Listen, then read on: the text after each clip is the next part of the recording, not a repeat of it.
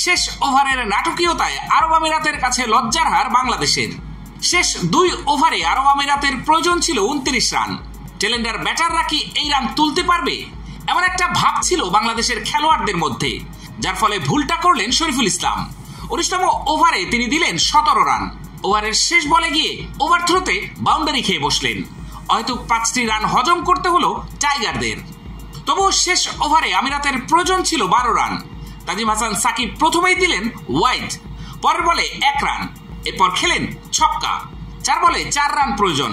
তৃতীয় বলটিতে দারুণ ডেলিভারি দিলেন, বোল্ড হলো ব্যাটার। ম্যাচ তখন জমে উঠল। 3 বলে 4 রান দরকার। মতিউল্লাহ 1 রান নিলেন। চাপের মুখে চতুর্থ বলটিকে নো বল করে বসলেন তানজিম। এ সময় রান আউটেরও দারুণ সুযোগ ছিল, কিন্তু উইকেট রক্ষক জাকের আলীর দুর্বল থ্রো এবং তানজিম সাকিবের তৎপরতার অভাবে রান আউট হলো না। পরের বলে 2 রান নিলেন হায়দার আলী। রান আউটের আবারও দারুণ সুযোগ, কিন্তু তাওহিদ হৃদয় বলটা প্রথমে থ্রো করতে গিয়েও কি ভেবে যেন থেমে যান। কিন্তু যখন থ্রো করলেন তখন দেরি হয়ে গেছে। প্রথমে থ্রো করলেও রান আউট হতো নিশ্চিত।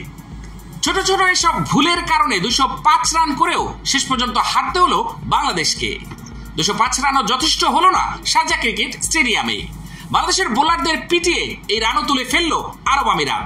এক বল হাতে রেখেই 2 উইকেটের ব্যবধানে বাংলাদেশকে হারিয়ে দিল স্বাগতিকরা।